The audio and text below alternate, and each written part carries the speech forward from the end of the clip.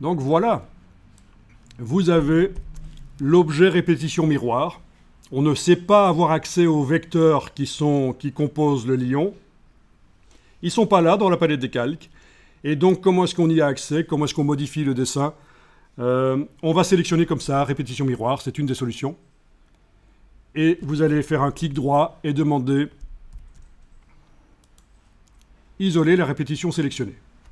Ou alors, si dans les préférences générales de Illustrator, vous n'avez pas décoché l'option cliquer 2 fois pour isoler, moi je l'avais décoché mais je viens de la recocher.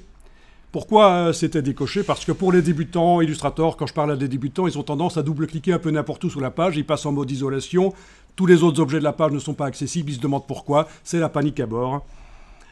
Et on se réfugie dans son GSM, on regarde des petits chatons pendant le cours pour se rassurer. Non, je rigole. Si, c'est des chatons. Allez, ok, je viens de réenclencher le double-clic. Et donc l'autre solution pour passer en mode isolation, peu importe si l'objet est sélectionné ou pas, d'ailleurs, voilà, peu importe s'il est sélectionné ou pas, ça peut être l'image qui est sélectionnée, voilà, par exemple.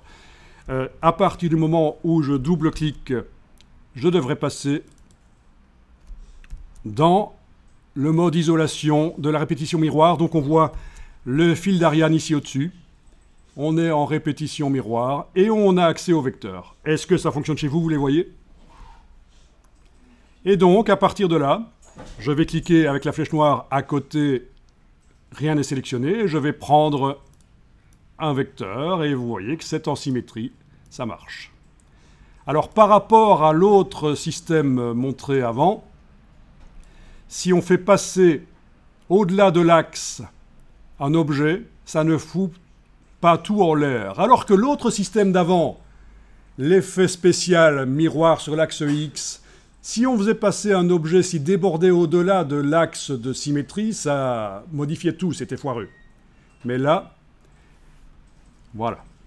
Bon, je ne vous ai pas fait la démonstration juste avant que si on fait passer l'objet avec l'autre système, l'effet spécial miroir sur l'axe X, si on fait passer l'objet au-delà de l'axe, ça fout tout en l'air parce que je vous ai montré très rapidement comment ça fonctionne. L'autre système, ce système-ci est plus intéressant. Malgré tout, évitez, dans la mesure du possible, de faire passer des objets au-delà de l'axe, mais c'est pas très grave si vous le faites. Par rapport à... Voilà, donc il y a une évolution. C'est beaucoup plus cool. En fait, ça fait quand même 20 ans que je dis à chaque année aux gens à qui j'explique le fonctionnement d'Illustrator, ben vous avez bien fait de venir cette année-ci, parce que l'année passée, il n'y avait pas cette fonctionnalité-là. Maintenant, Illustrator est plus agréable à utiliser. Ça fait 20 ans que chaque année, je leur dis, vous avez bien fait d'arriver maintenant, parce que les choses se sont améliorées, c'est plus facile qu'avant. Et en fait, c'est vrai. Au fur et à mesure qu'on avance dans le temps, ça devient de plus en plus facile. C'est même tellement facile que maintenant, il suffit de demander à un ordinateur qu'est-ce qu'on veut comme image et il vous le fait. Hein. Bon, ça commence à devenir un peu limite comme facilité. Mais bon, c'est une autre histoire. Je ne me plains pas. Hein. Tout ce qui est intelligence artificielle, moi je dis, vous devez vous y mettre à fond, embrasser ces techniques à fond, sinon quelqu'un d'autre le fera à votre place. Est-ce que vous avez pu remarquer que ça fonctionne? Pas de problème? Alors, je vous montre rapidement sur un nouveau document comment cette symétrie miroir est faite. Donc, si je fais ici, voilà, un polygone, et que je demande objet, répéter, miroir, et bien là, j'ai le miroir. Et si je crée d'autres objets, ils sont en miroir, pas de problème. D'accord? Donc c'est le principe. Voilà. Belle évolution de l'Illustrator quand même. Donc vous allez voir sur le web, dans des tutos YouTube faits par plusieurs personnes, dont moi, des tutos qui datent d'il y a 1, 2, 3 années, parfois même plus. Vous allez voir qu'on vous explique la méthode de miroir par les effets spéciaux. Donc miroir sur l'axe X, vous avez vu, je vous ai montré tout à l'heure. Mais c'est un peu obsolète. Voilà. Si c'est juste pour faire un miroir, autant utiliser cette méthode ici, objet, répéter, miroir. Donc une fois que c'est fait, on sort de Ça, vous ne le faites pas, je vous montre juste hein, la procédure. On sort de là, et dans la palette des calques, on a donc un objet répétition miroir. Et si on veut aller dedans, on double-clique sur la bonne partie, parce que je pense que si je double-clique là, ah, ça pourrait quand même marcher. Oui, ça marche même si on clique sur la partie qui est en miroir. Mais les objets sont réellement sur la partie gauche ici. Ça, c'est juste le miroir. Voilà. Donc, vous avez vu comment on fait une symétrie. Vous ne connaissiez pas? Ça vous aurait servi pour un autre travail, peut-être? Non? Ça aurait pu vous servir, peut-être. Bon, j'ai pas eu beaucoup de temps pour vous chercher des exemples de dessins traditionnels en utilisant un miroir, mais vous avez ici juste un exemple. Le papillon, il suffit de dessiner la moitié et on voit ce que ça donne grâce au miroir, en fait. Hein. Voilà.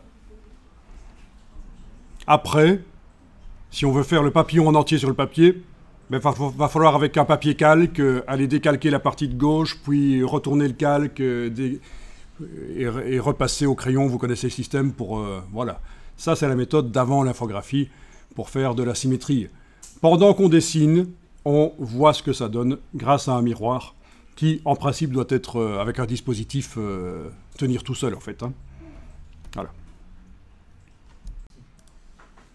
Bien, alors, cette version-ci du dessin, on va en faire une version anguleuse. Je vais enregistrer maintenant le fichier avant de faire le processus, parce que je veux absolument garder cette version-ci, la 10, avec les courbes telles qu'elles sont là. Donc, vous enregistrez, fichier enregistré sous, et vous enregistrez ça sous le nom 11 anguleux. Voilà, anguleux, ça s'écrit comme ça. Avec un X, même si c'est au singulier. Je ne me trompe pas. Voilà. Donc, dans cette version-ci, on va obtenir quelque chose qui a plus de caractères, plus d'angles. Donc, le fait d'avoir enregistré l'image m'a sorti de l'édition de la symétrie. J'ai plus le fil d'Ariane au-dessus. C'est comme ça. Chaque fois qu'on enregistre, on sort du système de modification. Donc, je vais double-cliquer, puisque je vous rappelle que j'ai laissé cocher dans les préférences générales l'option double-cliquer pour isoler. Et donc, j'isole, en fait. J'isole, j'entre dans l'objet, malgré que dans la palette des calques, donc, il n'y avait qu'un seul objet. Maintenant qu'on est en mode isolation, ils sont accessibles, on les voit tous, là, voilà. Mais c'est pas important de les voir là. C'est juste pour montrer qu'on est en mode isolation. On fait l'édition, la modification de l'objet. Alors, tous les tracés sont sélectionnés. Là, si ce n'est pas le cas, vous faites un commande A sur le Mac, CTRL A sur le PC. Mais en principe, quand on arrive là, tout est sélectionné. Et alors, on va aller dans le menu Objet, Tracé, et on va utiliser l'option Simplifier, qui n'a pas de raccourci clavier, mais je vais lui en mettre un raccourci clavier, parce que si on doit y aller souvent, c'est intéressant. Comme ça, vous voyez que quand un item de menu n'a pas de raccourci clavier et que vous devez souvent aller dans ce menu chercher cet item, vous avez intérêt à lui mettre un raccourci clavier. Mais ça, c'est pour après. Donc, c'est Objet, Tracé, Simplifier. Voilà. Vous avez cette petite chose qui apparaît. Vous allez cliquer sur les 3 points pour avoir la boîte entière. Voilà. Et vous avez ici la possibilité de simplifier la courbe. Essayez. Mais ça ne change pas grand-chose finalement. Essayez, voilà.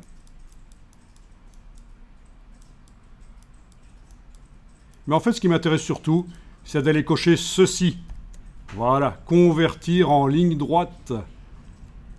Et là, vous n'avez plus qu'un seul curseur qui est accessible. Et avec la position du curseur, vous décidez quel niveau de droiture vous voulez. Si on est complètement à gauche arrondi, bien sûr, ça ne change pas grand-chose, mais si on va plus vers la droite, c'est en train de modifier. Alors, est-ce qu'on pourrait se débarrasser éventuellement de ces vecteurs qui sont visibles et qui m'empêchent de bien apprécier l'illustration? Menu affichage, non, c'est pas possible. Donc, je vais cliquer sur annuler. Et là, je vais aller dans le menu affichage. Il veut pas... ça, c'est ennuyeux. Il veut pas me laisser regarder l'image sans les vecteurs par-dessus. Il y a une solution. Je vous la montre après, sinon je vais commencer à mélanger les explications. Donc, mon explication ici, il m'a planté. Il m'a planté parce que j'ai essayé de faire autre chose pendant que j'étais en train de faire... Alors, je recommence. Commande A. Voilà, ok, ça marche. Non, j'arrive plus à aller dans les menus. Super. Donc, c'est peut-être un problème chez moi à cause de mon système de projection. C'est pas grave, on va tuer le logiciel. Donc, c'est l'occasion de voir sur un Mac. Commande Alt Escape. Vous ne le faites pas, bien sûr, si ça continue de fonctionner chez vous, mais chez moi, ça ne fonctionne pas. Commande Alt Escape. Et je vais, dans le gestionnaire de tâches, forcer Illustrator à quitter. Donc, mortalité de l'histoire, quand vous êtes en train de faire quelque chose comme ça dans la boîte, simplifier les tracés, n'allez pas dans les menus faire quelque chose d'autre, ça risque de foirer.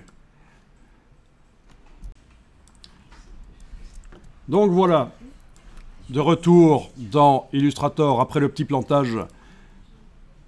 Et c'est pas la première fois que ça arrive, j'ai remarqué, c'est peut-être un petit bug de la version 2024, mais c'est pas normal.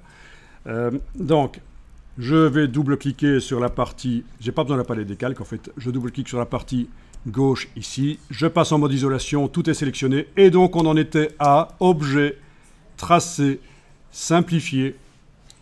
Les trois petits points. Cocher, convertir en ligne droite. Jouer sur le curseur. Voilà. Et décider qu'est-ce que je prends comme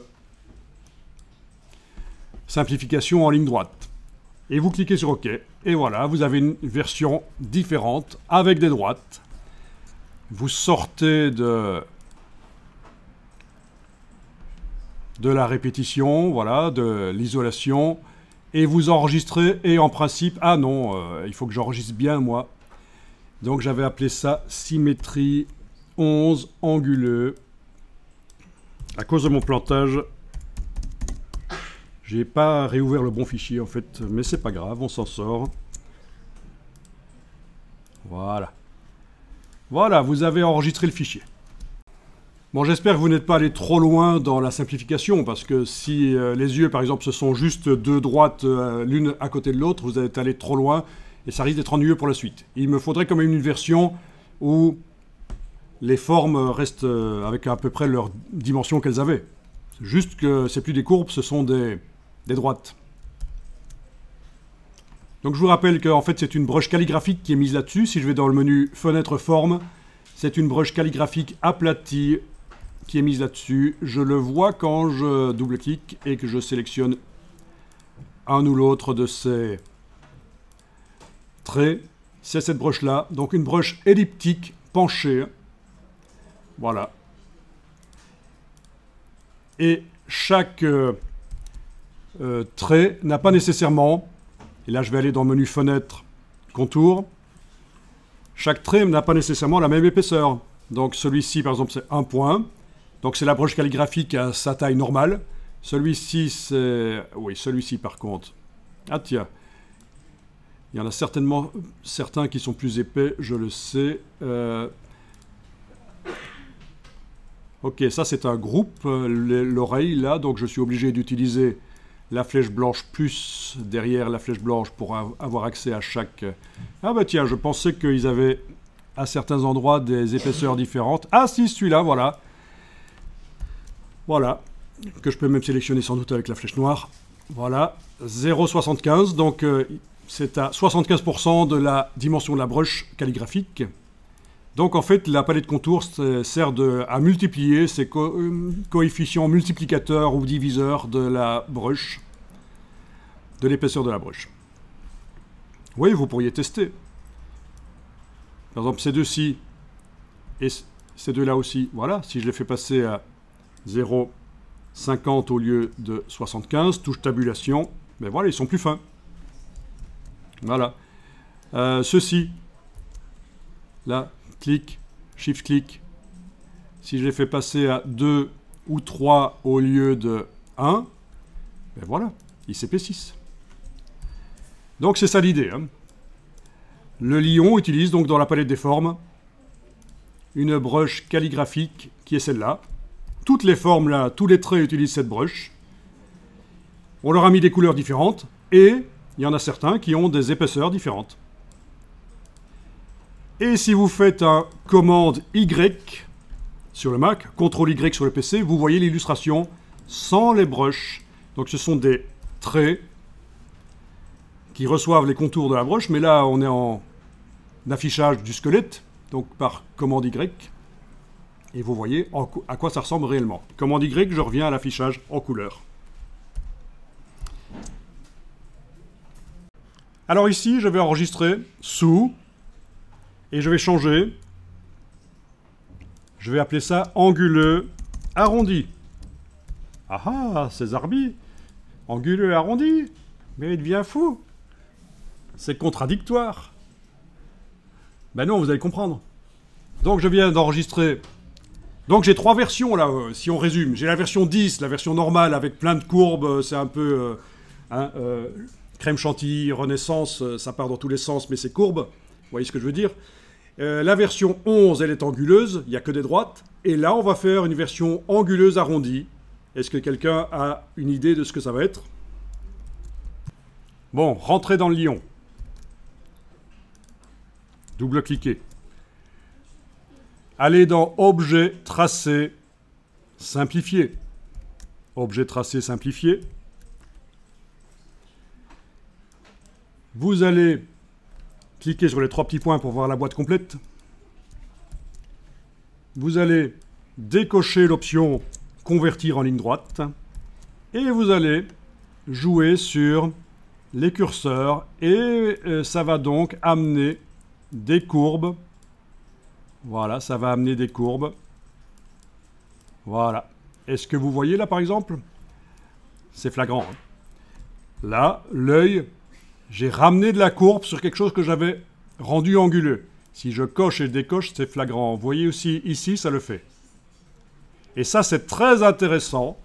Vous avez fait un dessin au crayon. C'était un dessin au crayon Illustrator que j'avais fait, là. Hein, le lion que vous avez ouvert tout à l'heure, le lion 10 original.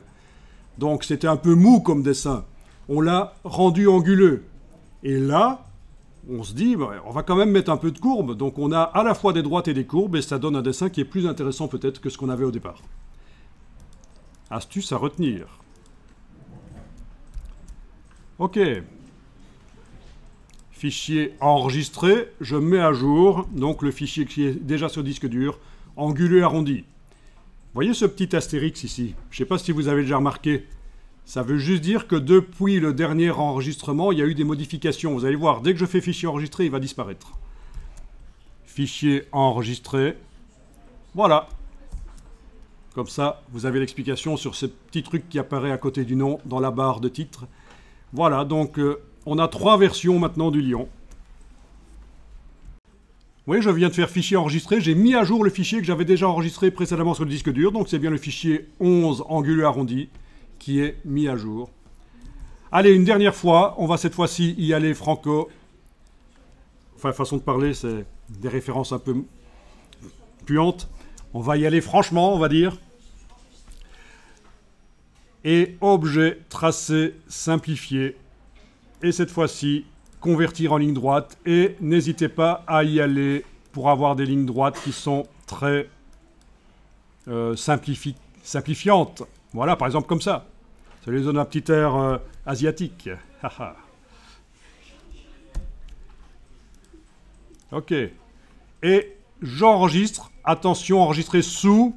Oui, j'ai fait une gaffe, j'aurais dû enregistrer avant de le faire. Donc, faites pas la gaffe de mettre à jour le fichier anguleux arrondi. Je dois renommer, et je vais appeler ça très anguleux.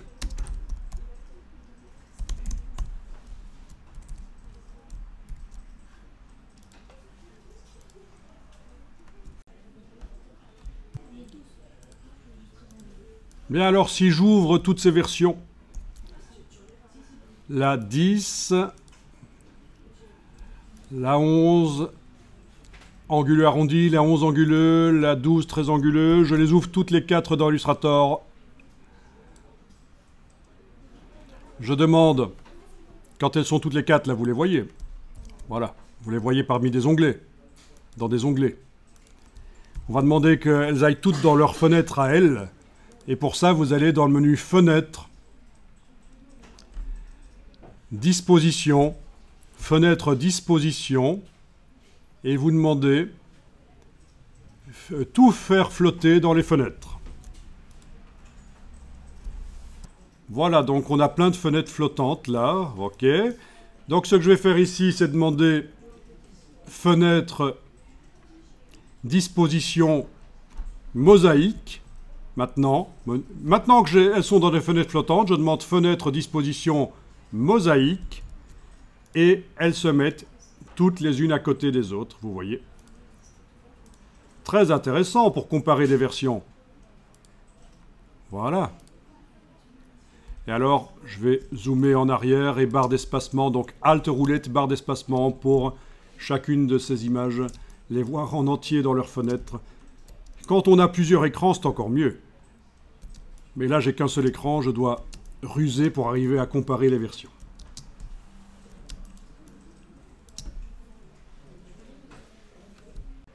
Alors, qu'est-ce que ça vous inspire, ça?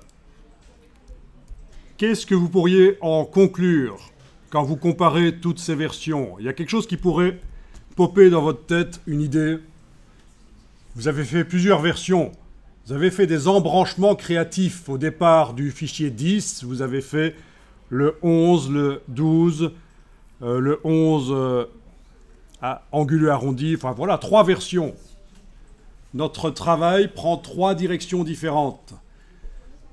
Il y a 2 choses que vous pourriez vous dire. Première chose, vous pourriez vous dire, mais il y en a une qui est franchement meilleure que les autres et je vais continuer sur celle-là. Ça, c'est une possibilité. Deuxième chose que vous pourriez vous dire. Et donc, ce que vous pourriez vous dire, c'est « Ah, mais j'aime bien les yeux du lion dans cette version-là. Par contre, je préfère la bouche dans cette version-là. Ah, et les oreilles, c'est dans cette version-là, peut-être que c'est le mieux.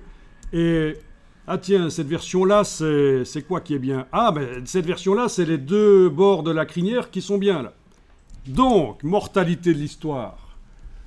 Mais on va aller chercher des choses dans les différentes versions pour aller chercher le meilleur dans chaque version et faire un nouveau lion. Et alors ça, c'est habituel en création. Vous avez un projet, vous avez fait différentes versions, et vous vous dites, ben, je vais combiner, je vais aller rechercher. Et c'est comme ça qu'on obtient des projets. Je parle de n'importe quoi comme projet, ça peut être des posters, n'importe quoi.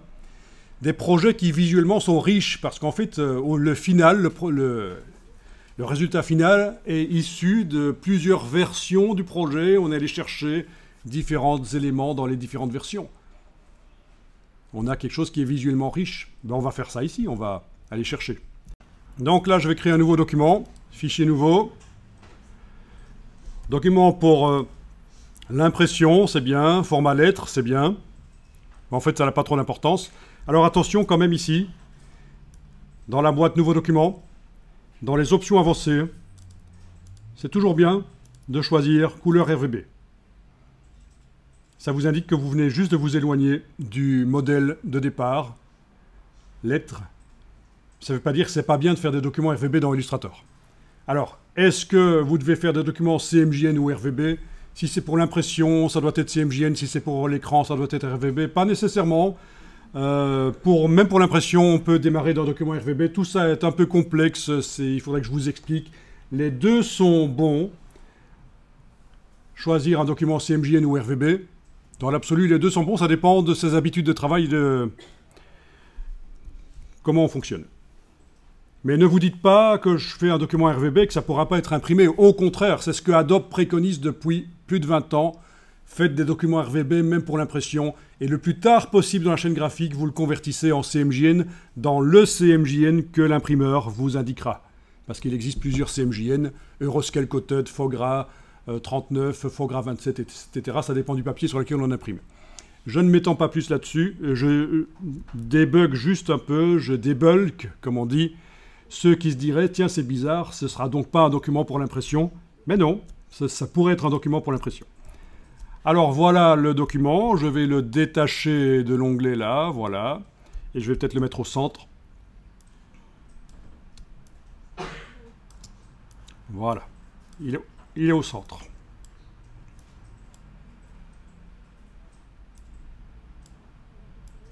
Ça va, vous arrivez à faire un peu ce genre-là? Pas de problème? Alors on teste. Vous allez chercher...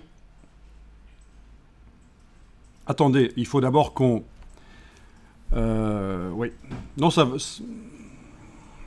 Comment est-ce qu'on va faire? Oui, on va quand même devoir décomposer dans chacune des 4 versions, on va devoir décomposer. C'est-à-dire que la symétrie, on va faire en sorte qu'elle n'existe plus en tant que symétrie modifiable. Ce seront des vrais vecteurs qui vont apparaître ici. Bon, ça va être un peu ennuyeux à faire, mais ça va le faire. Donc, je commence par le premier document, la symétrie 11 anguleux. Je vais aller dans la palette des calques. Ce serait peut-être bien de l'enregistrer quand même, en indiquant, allez-y, enregistrez-le, en indiquant que c'est la version décomposée. Décomposée, ça veut dire qu'on sort de ce qui est modifiable pour aller vers quelque chose de figé. Mais pour ce qu'on veut faire ici, c'est nécessaire. Voilà. Donc, je l'ai appelé décomposé. Voilà, ça se voit, c'est ici. D'accord? Et alors, dans la palette des calques, la répétition miroir doit être sélectionnée avec la petite cible. Ceci, ça n'a pas d'importance. C'est la petite cible qui compte. Et on va dans Objet, décomposer. Oui, puisque dans Objet répété, il n'y a pas l'option décomposer. Donc c'est... À moins qu'attendez, il y a une meilleure méthode que de décomposer. Ne faites pas décomposer. On va faire Objet, répété, annuler. Objet répété, annulé. Voilà. Il vous reste que la moitié des vecteurs là. Ils sont tous sélectionnés. Vous faites Objet, transformation, miroir. Donc le vieux truc pourri qui sert encore de temps en temps. Objet, transformation, miroir. Et là, vous cliquez sur Copier. Si vous avez loupé la procédure ici, je vais le refaire juste après. Vous allez voir. Copier. Voilà. Et avec la flèche noire et la touche Shift, je déplace. Et voilà. On a des vecteurs partout. C'est parfait. Fichier enregistré. Je recommence la même procédure pour celui-ci, le 12 très anguleux. Donc, première procédure, je l'enregistre sous et j'indique que c'est la version décomposée. Oui, parce que si je dois remodifier la symétrie, j'aime autant garder la version non décomposée. On ne sait jamais. Voilà. OK, OK. Donc, il est indiqué que c'est la version décomposée. Donc, dans la palette des calques, je dois sélectionner avec la cible la répétition miroir. Je dois faire Objet, répété, annuler. Il ne reste que la moitié, elle est sélectionnée. Et je fais Objet, transformation, miroir. Et là, dans la boîte Objet, transformation, miroir, je clique sur Copier. Ça me fait une copie qui est sélectionnée. Je la prends et je la déplace avec la touche Shift pour que ça se déplace en horizontal. Et voilà. Pour ceux qui auraient loupé... Ah oui, je fais fichier enregistré. Pour ceux qui auraient loupé, je vais faire la même chose pour les deux autres. Donc, bien sûr, on pourrait mettre au point un script si on doit faire souvent ça. Une action, enregistrer une série d'actions dans Illustrator pour qu'il le fasse tout seul. Voilà, je viens de l'enregistrer avec le mot décomposer. Je sélectionne dans la palette des calques la répétition de ce fichier qui est actuellement sélectionné sur lequel je travaille. En fait, je fais Objet, répéter, annuler. Objet, transformation, miroir. Copier. Déplacer. Voilà.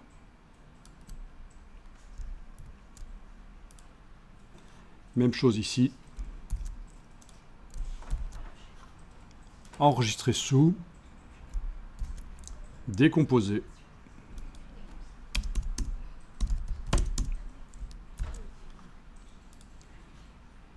sélectionner la répétition. Objet répété, annulé. Objet transformation miroir. Je clique sur copier. Je déplace. Voilà. Et alors vous allez remarquer quelque chose, c'est que les yeux, tout ça n'est pas identique de chaque côté. C'est parce que maintenant la broche calligraphique s'applique, broche calligraphique aplatie tournée, s'applique sur les tracés avec la direction qu'ils ont. C'est pour ça que les yeux ne sont pas pareils. Mais c'est pas grave, ça peut être très bien.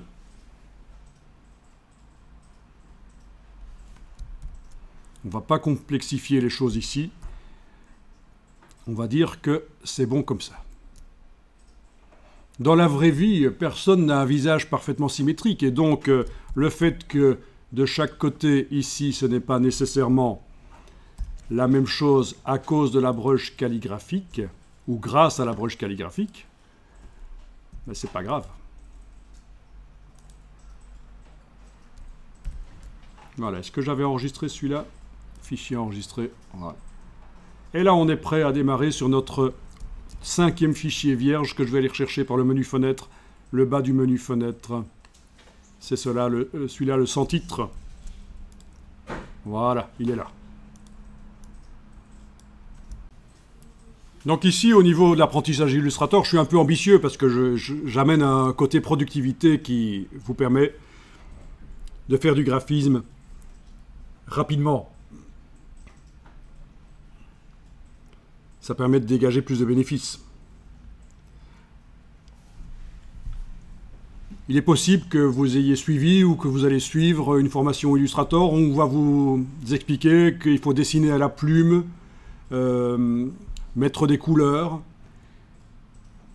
gérer l'empilement des formes, mettre des dégradés, les choses extrêmement basiques, sans vous expliquer que vous pouvez dessiner en symétrie ou des choses comme ça, mais ça peut prendre du temps, c'est bien comme hobby, mais dès que... Voilà, c'est le problème du débutant, quoi. Il va facturer un travail 150 € et il va y consacrer 10 heures. Donc ça veut dire que ça lui a rapporté 15 € de l'heure. Quand il a payé ses impôts, il lui reste 7 € de l'heure. C'est pas génial. En plus, il faut payer les locaux, le matériel, le chauffage. Donc faites gaffe à pas devenir perfectionniste ou à être perfectionniste dans votre travail et passer trop de temps à faire quelque chose qui n'est pas bien payé. Il y a la vraie vie. La passion, c'est bien, mais il y a la vraie vie. Et donc voilà, ici, j'essaie d'avoir une approche un peu productiviste. Alors, avec la flèche noire, je vais ici aller chercher, par exemple, l'œil ici et l'œil là. Voilà. Je me dis que les yeux, ils sont pas mal là. C'est ça que je vais prendre. Donc, je fais un CTRL-C sur le PC, Commande-C sur le Mac. Et je vais aller coller ici en faisant édition, coller sur place. Édition, coller sur place. Important. Pas un CTRL-V ou un commande-V. Édition, coller sur place. Alors, ça n'arrive pas au centre de la page. Surtout, ne le bougez pas. Ah tiens, j'ai oublié de prendre une partie de l'œil. Allez, je vais zoomer. Je vais prendre ça avec Shift, ça aussi. Commande-C. Je vais ici. Édition, coller sur place. Voilà, ça s'est mis en dessous comme il faut. Parfait. Bien, j'avais dit que j'allais chercher finalement ici, et je vais englober la bouche en fait, oui, voilà. Tout ça par exemple. Ok. Je vais, avec la touche Shift, prendre ça et ça aussi. Voilà. Alors surtout, n'essayez pas de repositionner ce que vous avez déjà collé là-dedans, le mettre sur la page au centre, ça va tout faire foirer. N'essayez pas non plus de déplacer le plan de travail avec l'outil plan de travail pour que, toujours dans le but que ceci soit au centre du plan de travail. Ça va tout faire foirer aussi. Alors du coup, le plan de travail là nous ennuie, il ne sert à rien. Vous pourriez faire ceci, affichage, masquer les plans de travail.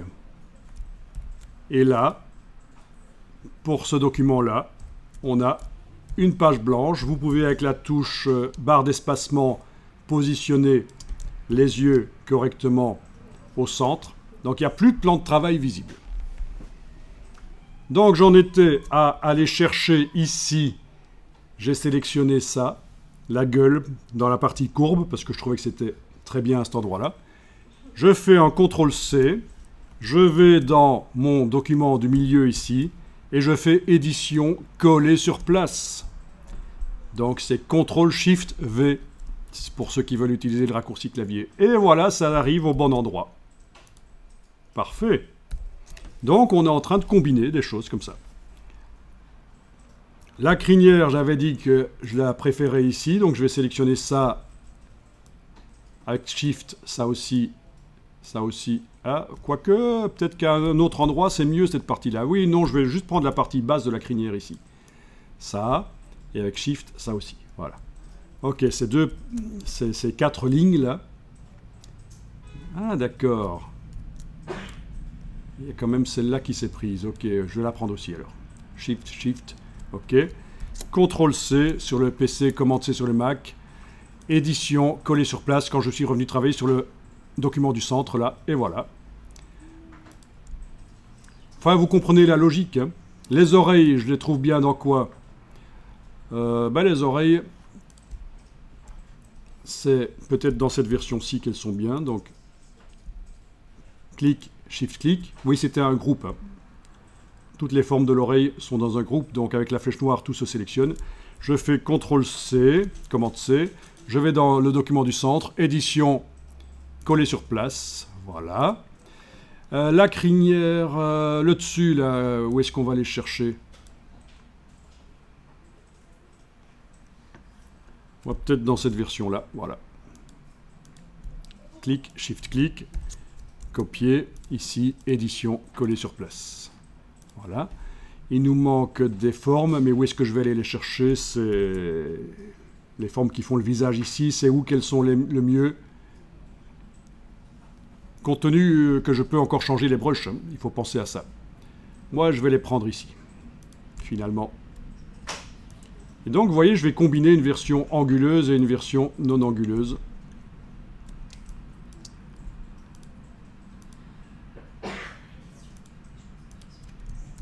Je vous laisse faire, hein, vous n'êtes pas obligé de faire exactement la même chose que moi. Voilà, édition, coller sur place. Qu'est-ce qu'il y avait d'autre? Ah oui, les lignes. Les lignes, je m'étais dit que finalement, les lignes, là, je les prendrai là, en fait.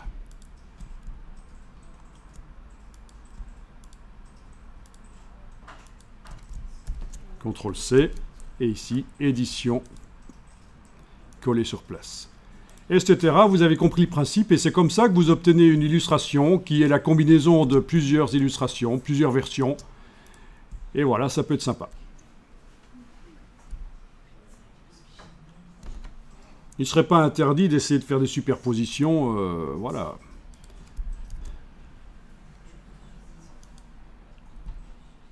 À vous de voir. Édition, coller sur place, voilà. Ça peut être intéressant.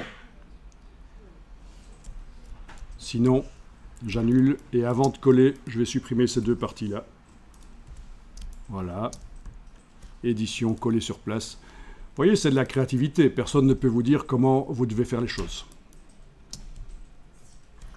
Et je vais enregistrer ça sous le nom Lion, issu de plusieurs versions. Voilà, plusieurs versions. Plusieurs est invariable, on ne met pas un E à plusieurs, ceci dit. Erreur habituelle. Lion issu de plusieurs versions. Alors là, vous allez devoir décider quelle est la version qui vous plaît le mieux. D'accord? Ah, celle que j'aime bien, c'est celle-là. Il y a des petits bijoux carrés. Mais non, c'est juste des vecteurs, idiot. Ok. Alors, vous décidez quelle est la version qui vous plaît le mieux. parmi les 5 que vous avez là.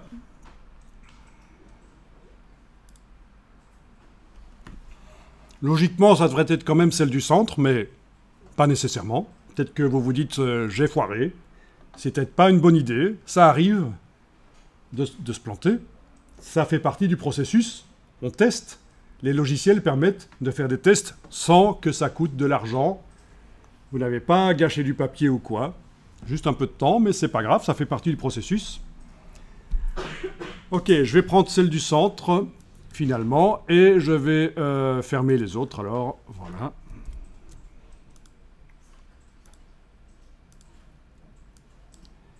Alors, avant de passer à la mise en couleur, on va quand même faire des petits tests sur les brushes. Est-ce que on a bien gardé dans le processus tout à l'heure, grâce à la technique qu'on a appliquée, objet, répéter, annuler, et puis faire un miroir à l'ancienne? Est-ce qu'on a bien gardé des traits ou est-ce que ça a été transformé en forme, ceci? Si on fait commande Y, vous voyez bien des traits qui servent de support au brush calligraphique. C'est parfait.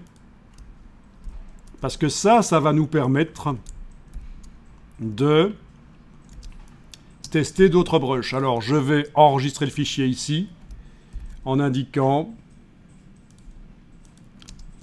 que ça va être un test de brush -01. Voilà. Test de brush au pluriel. Voilà. Ben, je vais faire des tests de brush dans cette version-ci que je suis en train d'enregistrer.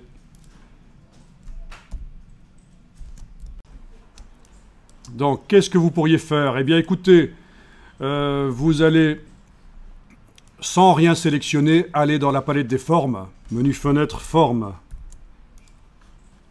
Et dans la palette des formes, vous savez quelle est la brush qui est utilisée? En fait, ce serait celle-là. Quand je sélectionne une des formes, qu'est-ce que ça dit? Oui, c'est bien celle-là. Bon, j'ai pas besoin que la forme soit sélectionnée, mais c'est celle-là. Vous voyez que quand on sélectionne un vecteur, la brush qui est utilisée est encadrée. Donc je vois que c'est celle-là. Ok, sans rien avoir qui est sélectionné, vous allez double-cliquer sur la brush. Et là, vous avez la taille, par exemple. La taille, voire même l'angle. Tester. Vous voyez que ça modifie l'illustration grâce à la case aperçue qui est cochée. Il y a un lien entre la brush de la palette forme et les vecteurs qui utilisent cette brush. Donc l'angle, l'arrondi aussi si vous voulez, la taille. Et donc là, en fonction de l'épaisseur de contour que j'ai mise sur les différents vecteurs, qui servent de coefficient multiplicateur de la taille ici, hein, voilà, c'est une des méthodes possibles. Vous avez... Voilà. Intéressant. Alors peut-être que sur certains des vecteurs, il faudrait un autre réglage. Ça va pas être facile. Ça supposerait qu'il faut dupliquer la brush dans la palette des formes et utiliser plusieurs brushes jumelles sur différentes parties de l'illustration. Je ne vais pas faire ça ici. Mais vous avez l'idée. Si vous voulez avoir des réglages différents sur différents vecteurs, il faudra absolument dupliquer les brushes dans la palette des formes. Ok. Intéressant. Ok. Alors, dès que vous cliquez sur OK dans la boîte des options de la brush calligraphique, vous avez une question. Qu'est-ce que vous voulez faire? Ben, je veux l'appliquer au contour. La brush que je viens de modifier là, oui, c'est pour l'appliquer à ces contours qui sont sélectionnés. Ce n'est pas pour l'utiliser dans des contours que je vais faire par la suite, dans des vecteurs que je vais faire par la suite. C'est pour ces vecteurs-là qui sont dans l'illustration. Ils n'étaient pas sélectionnés, mais qui sont dans l'illustration. Vous voyez, donc, dans ce cas-ci, je fais appliquer au contour. Voilà. Voilà, vous pouvez faire fichier enregistré pour mettre à jour votre fichier qui termine par test de brush-01. Alors, dans Illustrator, il y a d'autres brushes. Ça, ce sont les brushes calligraphiques, les brushes en fait procédurales. infographiques.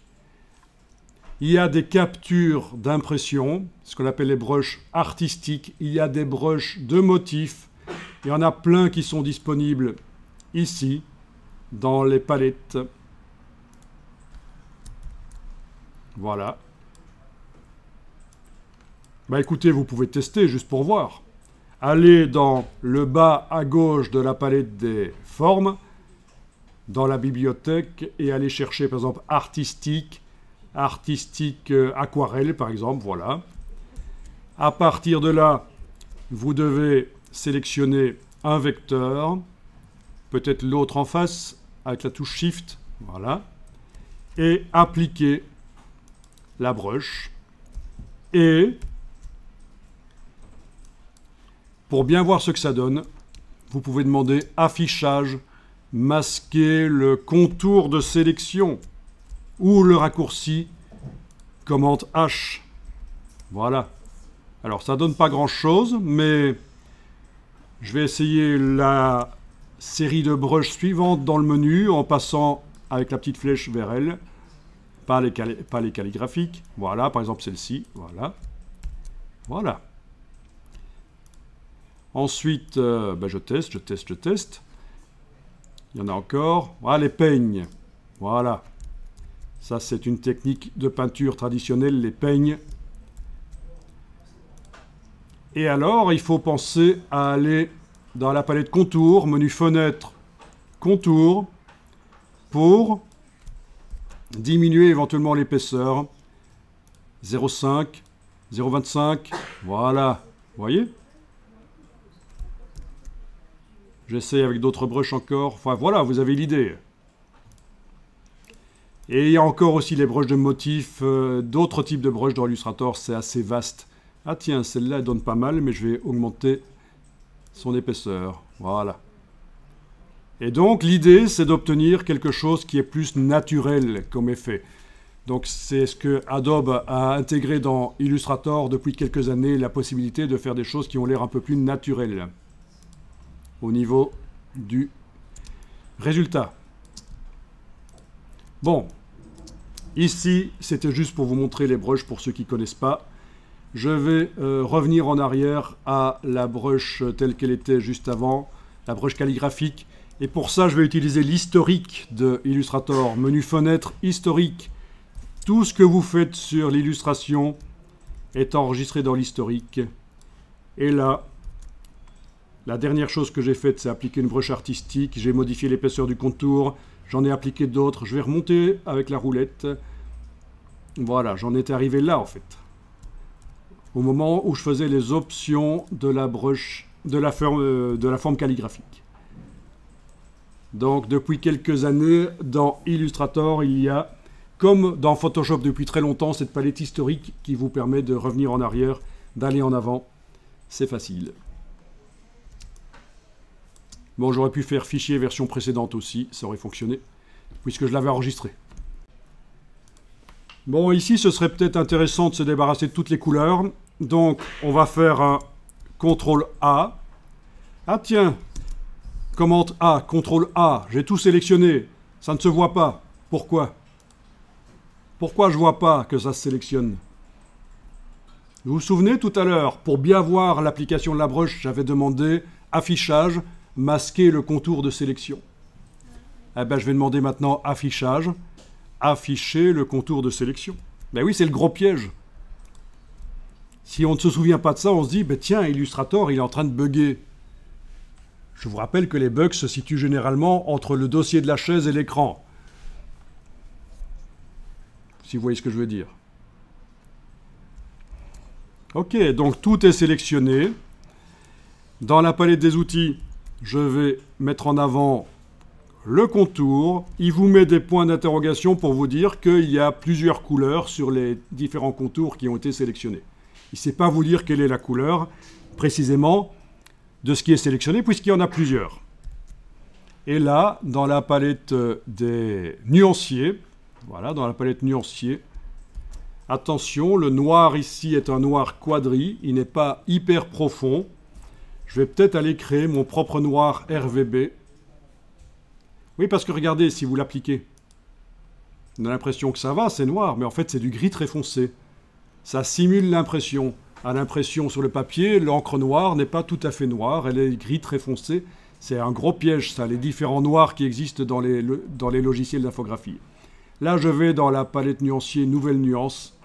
En RVB, je vais dire que je fais un vrai noir. Vous voyez qu'il n'est pas tout à fait noir, celui qu'on vient d'appliquer. Donc, je vais devoir mettre à 0. Voilà.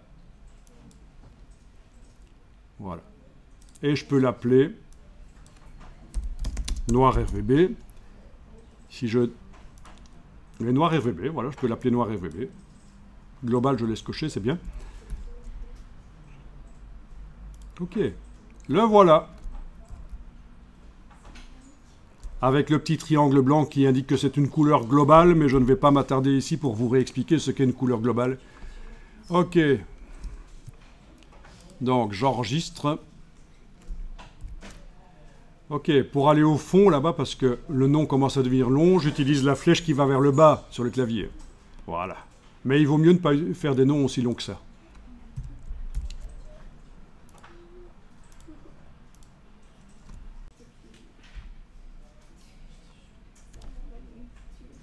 Donc, je vous demande de l'enregistrer encore et on va indiquer ici qu'il s'agit de... Je vais changer le nom, tiens. Oui, parce que pour être certain de garder la version que je viens d'enregistrer et pas l'écraser par erreur, je réenregistre et je vais appeler ça Lyon peinture dynamique. Dynamique en infographie, ça veut dire modifiable et ça va être ma version 1 de la peinture dynamique. Lyon peinture dynamique-01, voilà, c'est bien.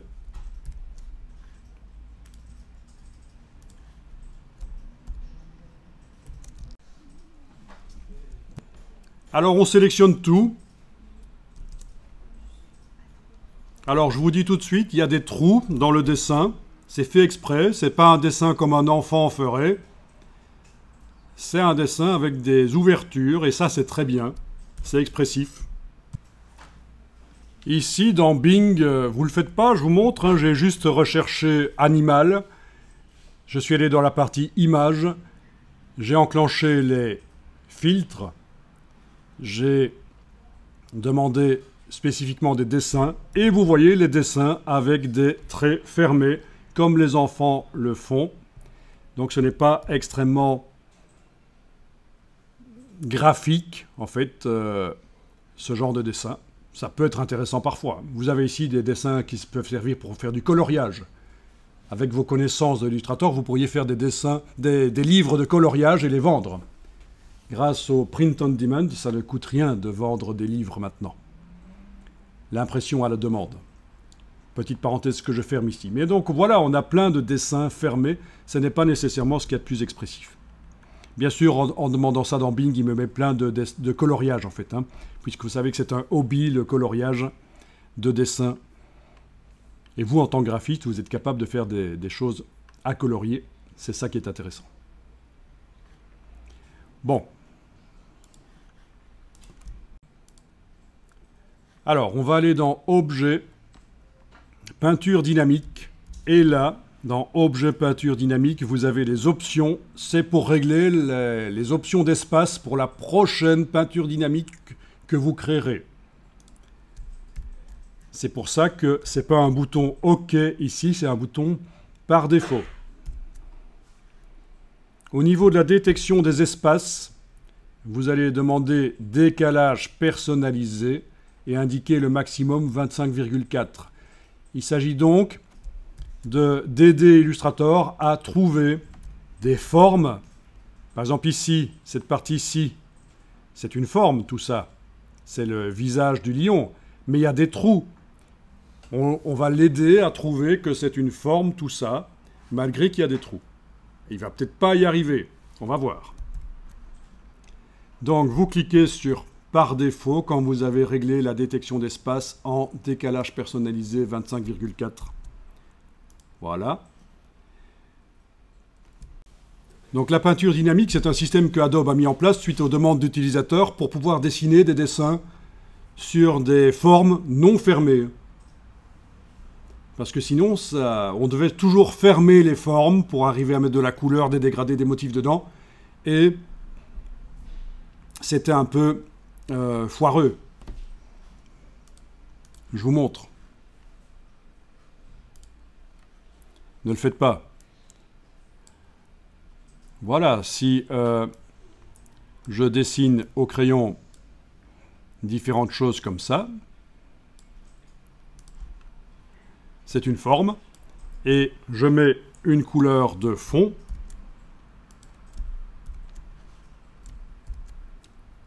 mais ça foire. Haha. Ben non, ça c'était un creux dans ma forme, et ça a rempli là. C'est pas bon. J'annule. Mais je suis obligé de joindre. CTRL J. Commande J. Encore. Voilà. Et là, je mets ma couleur. Ça marche. C'était ça ma forme. Mais sauf que c'est une forme fermée. Et ça fait infographique. C'est foireux. Bon. J'annule. Je reviens en arrière.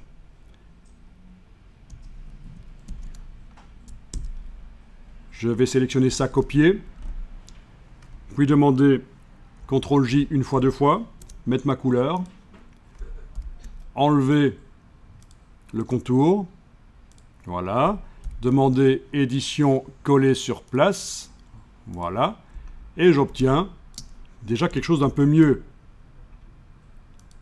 Vous voyez, j'avais copié mes contours noirs et je viens de les coller sur place. Et donc, ils sont par-dessus la forme que j'avais créée par CTRL-J. Et ça peut être sympa. On peut même décaler. Et pour faire des dessins sympas, c'est très bien. Mais, c'est pas aussi bien que la peinture dynamique. À mettre quand même dans un coin de votre tête si vous voulez faire certains dessins.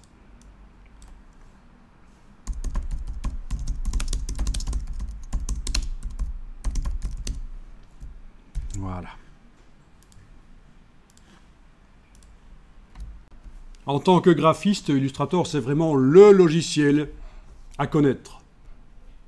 Si vous voulez vous lancer dans le graphisme, et pas nécessairement dans la 3D, dans l'animation 2D, quoique quand même l'animation 2D, c'est très parent du graphisme, c'est vraiment le logiciel à connaître. Et il y a plein de gens qui détestent Illustrator, parce qu'ils ont essayé de dessiner tout seuls, sans suivre des tutos. Ils se sont dit, bah, je connais déjà bien Photoshop. En fait, ils connaissent que 20% de Photoshop, mais ils ne s'en rendent pas compte. Mais ça, c'est une autre histoire. Et puis, ils se mettent à Illustrator, et puis ils n'y arrivent pas, c'est compliqué. Voilà, ils ne suivent pas de tuto parce qu'ils sont au-dessus de ça.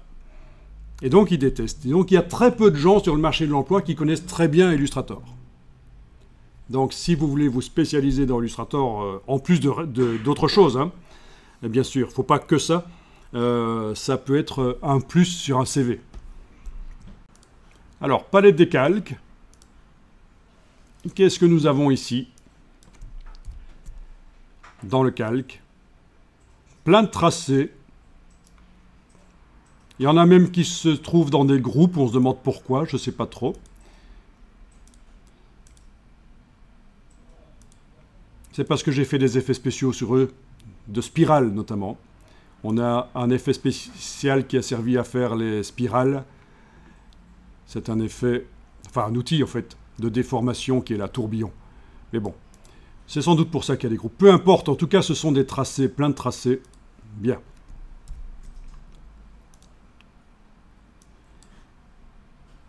Vous allez faire un commande A pour tout sélectionner. Et vous allez demander objet, peinture dynamique, créer.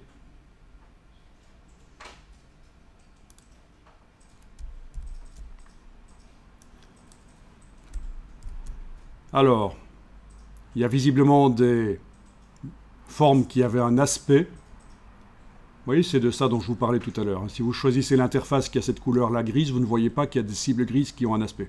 Et le petit message ici, c'est à propos de ça. C'est pas grave, on va cliquer sur OK.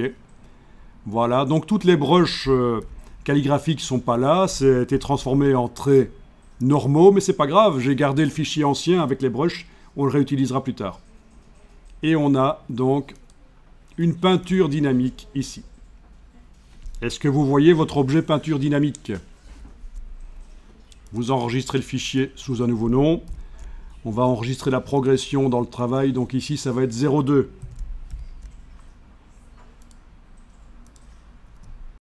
Donc si je clique à côté avec la flèche noire, je vois que tous les traits ont été ramenés à la forme de base. C'est comme si j'avais appliqué avec la palette forme cette ligne de base en fait. Attendez un peu, si vous n'arrivez pas à appliquer la peinture dynamique, je vois peut-être à quoi c'est dû. Tu n'as pas la photo qui est là par hasard. Tu n'as pas pris une des quatre autres versions du lion d'avant avec la photo, parce que ceux qui ont fait ça, il aurait fallu en fait supprimer la photo, en effet. Elle doit pas faire partie de la peinture dynamique. Donc voilà, très intéressant. Tu n'arrivais pas à créer la peinture dynamique parce qu'en fait, il y avait un repère qui s'était sans doute copié-collé ou que tu avais fait, je ne sais pas, mais voilà un repère. Je vais aller en arrière, voilà, avant de faire la peinture dynamique. C'est la même chose que vous aviez eu? Non? D'autres ont eu le même problème, un repère vertical comme ça. Et quand on sélectionne tout et qu'on demande objet peinture dynamique, c'est grisé. Voilà. Donc, ce que j'ai fait, cliquer à côté, sélectionner le repère. J'aurais pu enfoncer la touche suppression, mais ce que j'ai fait, c'est plutôt l'enlever de l'affichage. Donc, dans la palette des calques, j'ai le petit carré ici qui m'indique qu'il y a sur le calque un des objets qui est sélectionné.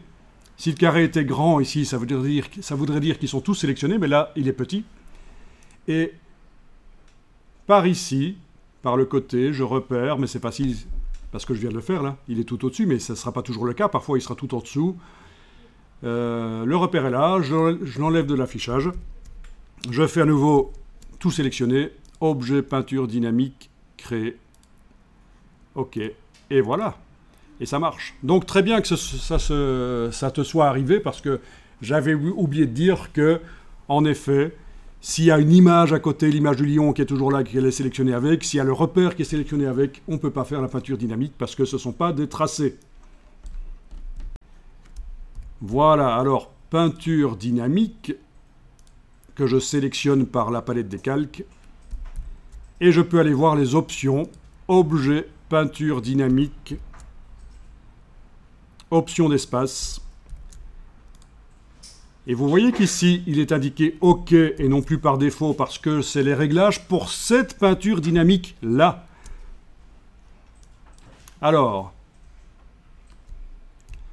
il n'a pas pris le décalage que j'avais demandé. Alors, vous voyez qu'il a mis des petits traits rouges qui indiquent là où il a trouvé des trous. Je vais devoir remettre le maximum possible. Tiens, si je mets 100, vous allez voir, touche tabulation. Il ramène ça à 25,4 mm. Et là, il est possible qu'il y ait plus de lignes rouges qui indiquent qu'il a trouvé des espaces.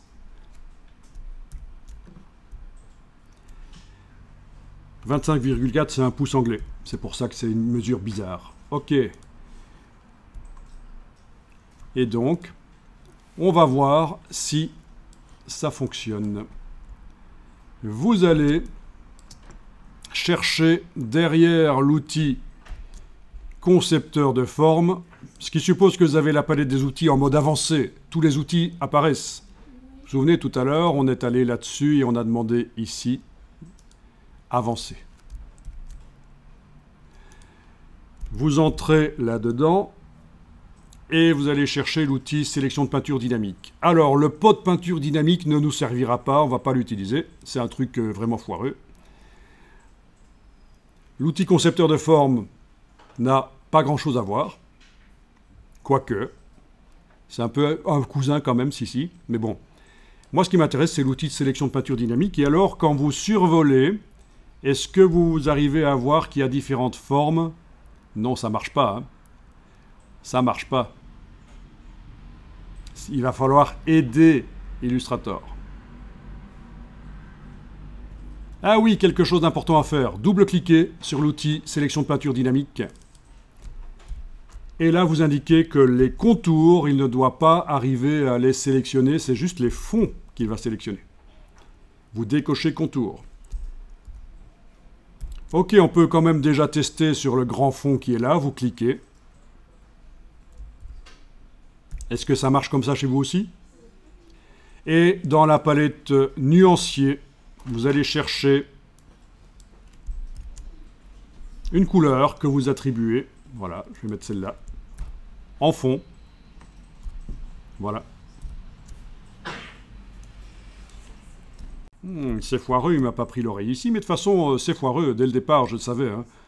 Il faut qu'on fasse quelque chose pour aider Illustrator. Les traits, il y a trop de trous. Mais surtout, ne vous dites pas, ah ben la fois prochaine, je vais devoir faire un dessin avec moins de trous, ou des trous plus petits, ou pas de trous du tout. Pas du tout, pas du tout.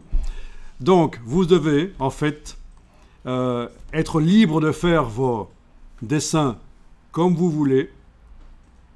La technique, dans ce cas-ci, ne doit pas influencer la manière dont vous faites le dessin. Et vous allez voir qu'il y a des solutions. Quoi qu'il en soit, vous êtes arrivé à mettre une couleur de fond qu'on arrive à bien voir quand on désélectionne, parce qu'avec l'outil ici, quand c'est sélectionné, il y a ce grillage qui empêche de bien voir la couleur. Bon, si ça ne marche pas chez certaines d'entre vous, c'est pas grave, parce qu'on va régler le problème ici. Donc, on va peut-être utiliser l'historique pour quand même faire quelque chose de propre et revenir un peu en arrière.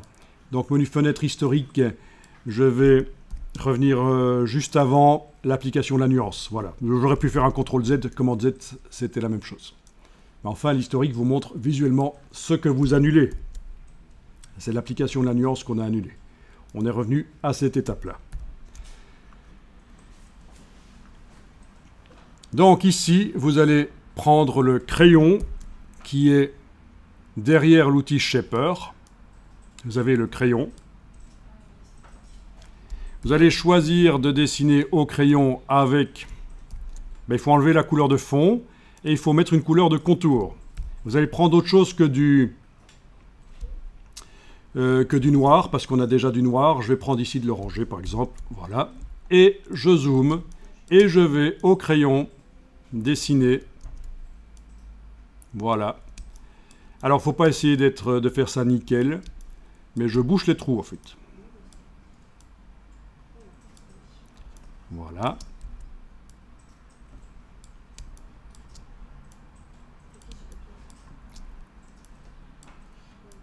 Mais rapidement. Après, ces traits vont disparaître, donc ils servent juste à aider la peinture dynamique à trouver les formes. Vous inquiétez pas. Alors, il y a certaines formes que je ne ferme pas. Par exemple, celle-ci, c'est juste un trait par-dessus la forme générale pour indiquer un pli ou quelque chose, ou une ouverture. Voilà, c'est la bouche. C'est la gueule. Non, c'est pas la gueule, mais bon. Voilà.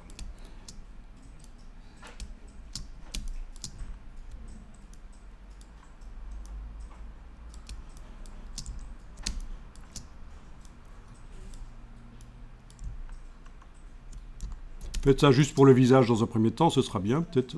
Ah, quoique, pour le reste aussi, ça peut être bien. Dans la foulée, on va faire le reste, la crinière. Voilà.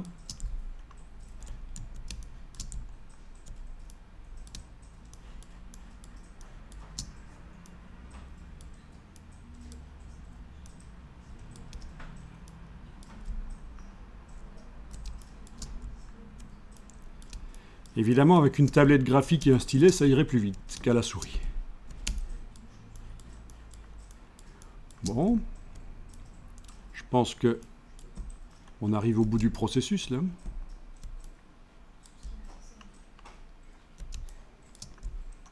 Je pense que ça doit aller.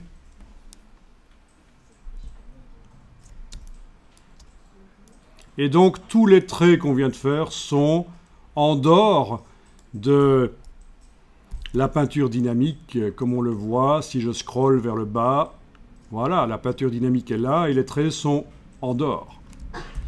Je vais enregistrer le fichier, on n'est jamais trop prudent. Donc, Lyon peinture dynamique-03.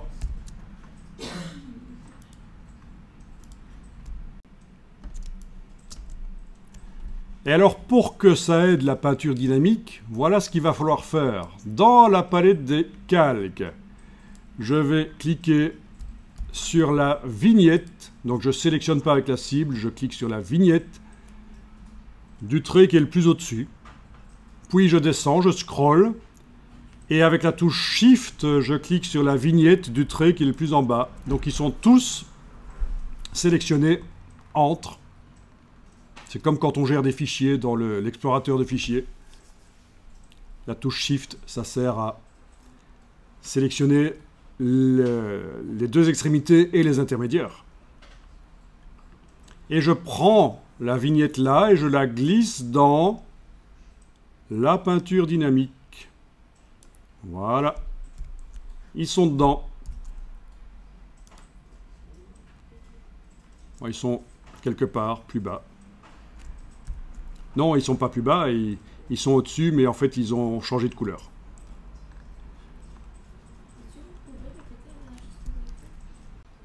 Eh bien, je peux enregistrer ça sous un nouveau nom. J'enregistre beaucoup plus que dans la vraie vie, mais c'est pour les archives ici. Voilà, pour montrer la progression. Donc, on va tester qu'est-ce qui se passe avec maintenant l'outil de sélection de peinture dynamique. Est-ce qu'il arrive? Oui, ça marche. Il arrive à me trouver les différentes formes.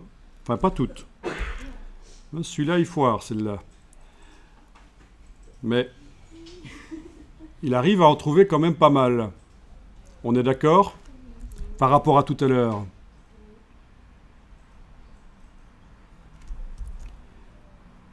Pourquoi celle-là, ça marche pas? Parce que j'ai oublié de fermer là au-dessus? Ah, peut-être bien. Bah écoutez, soyons fous, hein.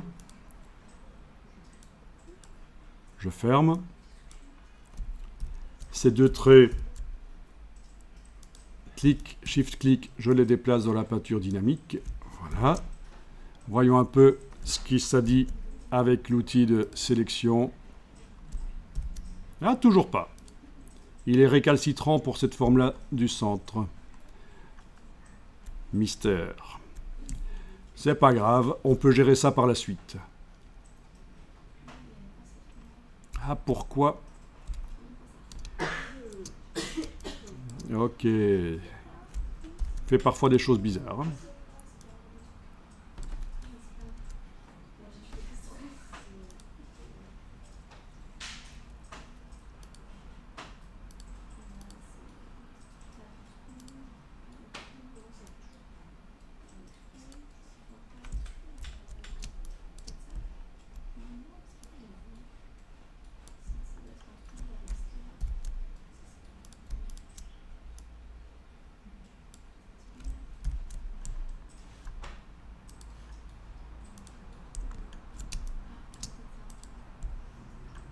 Bon, il ne veut pas tout faire comme je le voudrais.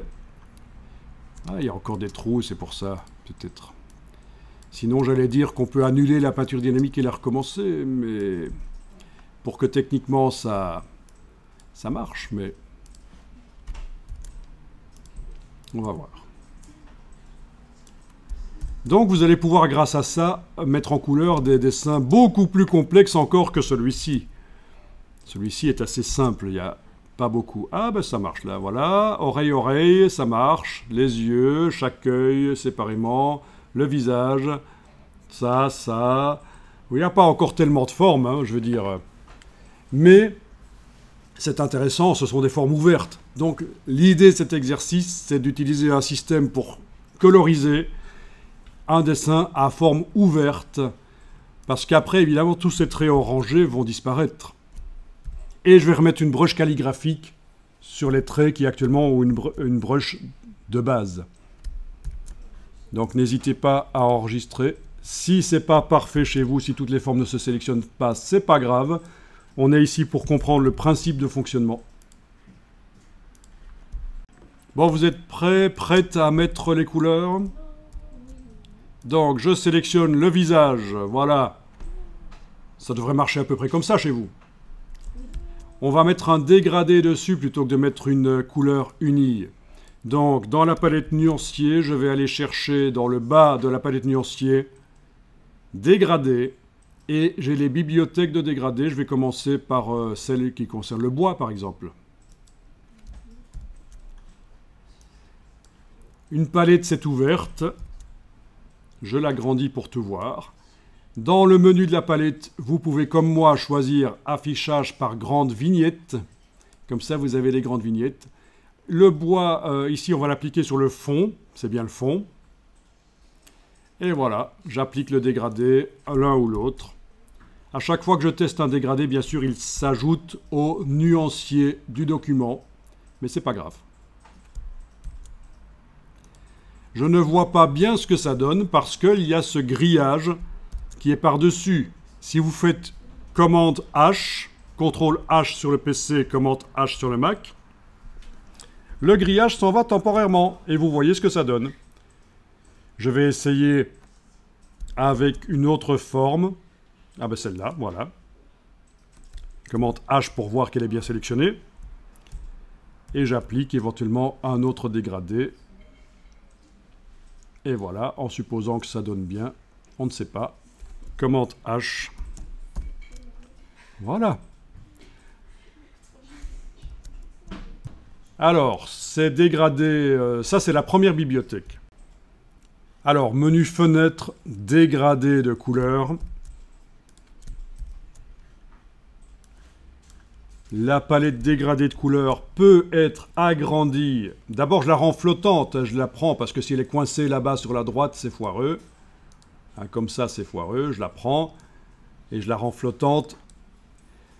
Puis, elle peut être agrandie par sa petite case en bas à droite. Voilà, comme ça. Vous voyez? Vous ne saviez pas ça. C'est quand même mieux si pour gérer les dégradés complexes.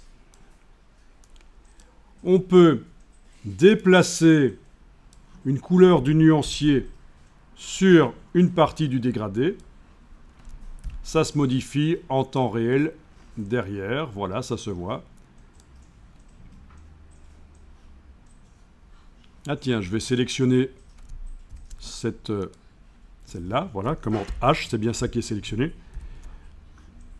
Je déplace.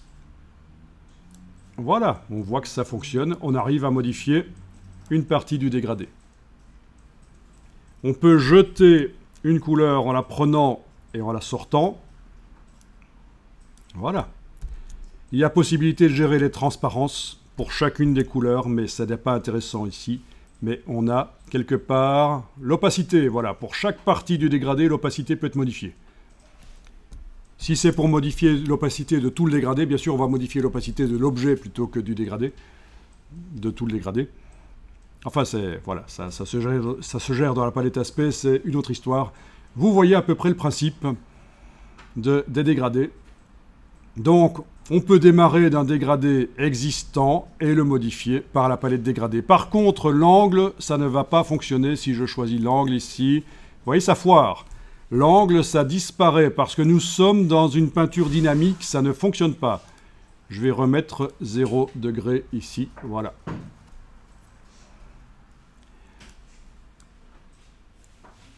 L'outil dégradé pour repositionner le dégradé ne marchera pas non plus.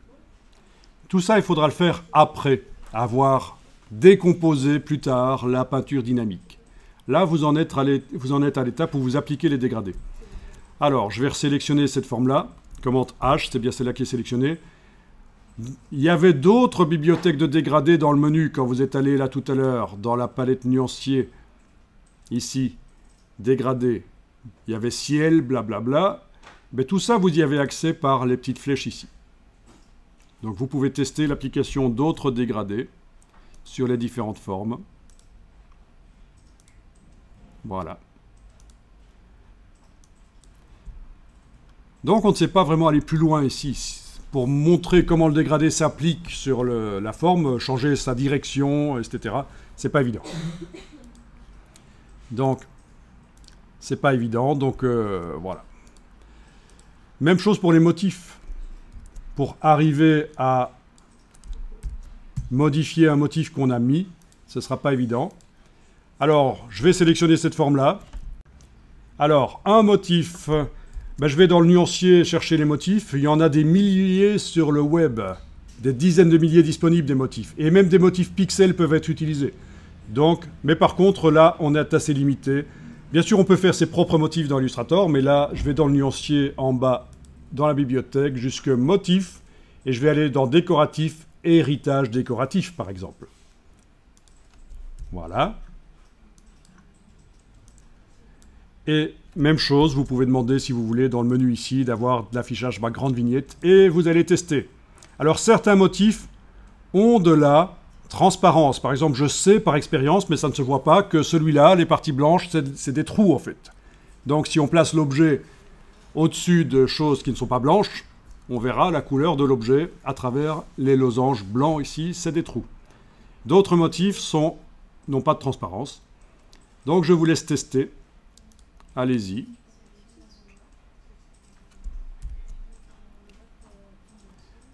Je vais essayer d'appliquer un autre motif sur une autre partie.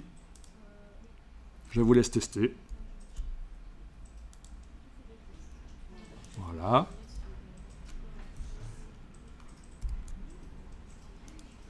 Clic, majuscule clic pour sélectionner les deux formes des yeux. Et d'un coup, je vais ajouter un motif. Voilà. Les oreilles. Clic, majuscule clic. Et là, je vais mettre une couleur unie pour les oreilles. C'est pas obligatoire de mettre tout le temps des motifs partout, au fait. Hein. Vous pouvez très bien sûr, mettre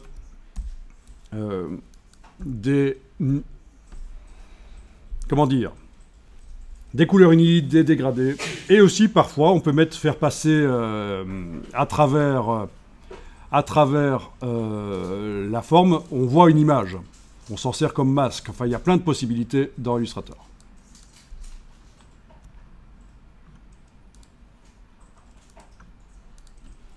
Bon, il n'y a pas énormément de motifs possibles, mais bon, voilà. C'est juste ceux qui sont livrés. Ah oui, vous avez aussi les bibliothèques suivantes. Vonster de Von Glischka, qui est un graphiste que vous pourrez trouver sur LinkedIn. Von Glischka. C'est lui qui a fait ça pour Illustrator 8, et depuis Illustrator 8, donc il y a quand même plus de 15 ans, ces motifs Vonster sont là dans Illustrator. Ils sont appréciés. Vous avez des motifs de ligne, ouais. Des motifs de trame, ouais. Etc. Des motifs divers. Très intéressants, ces motifs-là. Un peu plus sobres que les autres. Hein. Bien. D'autres motifs encore. Un peu moins sobres. Voilà, voilà. Donc, je vous laisse tester ça. Alors, les dégradés. Ok. Bien. En principe, on devrait faire plusieurs versions et tester ça, laisser reposer ça dans notre esprit, revenir et réfléchir à comment ça fonctionne. J'enregistre le fichier. Ok, donc maintenant, je vais enregistrer à nouveau le fichier parce que je vais finaliser la peinture dynamique et je ne voudrais pas perdre cette version modifiable, la 0.7, donc j'enregistre tout de suite en 0.8. Vous voyez un peu la logique.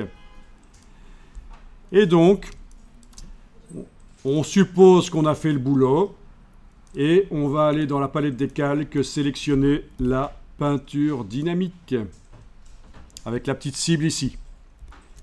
Ensuite, on va dans Objet, peinture dynamique, annuler. Non, pas annuler, excusez-moi. Peinture dynamique. Décomposer. Ah ben oui, décomposer, idiot. Décomposer. Donc on part... Décomposer dans Illustrator, ça veut dire qu'on part de quelque chose qui est modifiable vers quelque chose qui va être un peu plus figé. Mais on le fait parce que ça va nous permettre d'aller plus loin. Alors, commande H, oui, tous les vecteurs sont sélectionnés. Une fois que j'ai décomposé, ça s'appelle plus peinture dynamique. C'est un groupe avec deux groupes dedans, très intéressant. On a un groupe avec uniquement les traits et un groupe uniquement avec les couleurs. Donc, quand vous avez décomposé la peinture dynamique, ça vous a mis les traits d'un côté. Voilà. Et alors, si vous sélectionnez ici les traits, d'accord, vous allez pouvoir, par la palette forme, appliquer n'importe quelle forme, y compris la brush calligraphique qui était là. Voilà. Voilà ce que ça donne. Commande H pour ne plus voir les vecteurs. Si on double-clique sur la forme, sa taille, son angle, son arrondi, tout peut être modifié. Très intéressant. Ok, appliquer au contour. J'enregistre cette version-là.